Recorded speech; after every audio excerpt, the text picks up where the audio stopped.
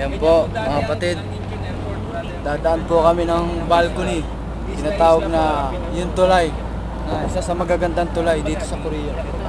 Ayan po ha.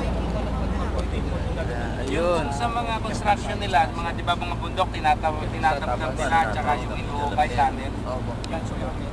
Ayan po. Yan lalim po yan nung pinantambak nila. Isa sa mga 10 magagandang taon tulay po bago natapos eh. dito sa Korea.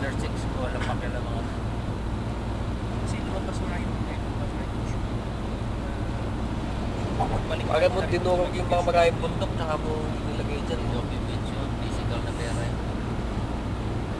Hindi nila harangi kahit sa immigration at saka kung Ito yung magandang tuloy. yung documents lang. Ayan po, isa sa magagandang tulay dito sa Korea. Ayan. Lalo paggabi maganda ito mga maraming ito.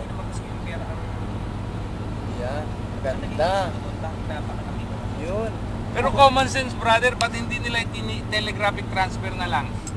Pabalik yung pera na hindi sila Hindi, alam. ang sinasabi ni Francesa, hindi raw physical na pera yun. Kumbaga pinirmahan yun, documents lang.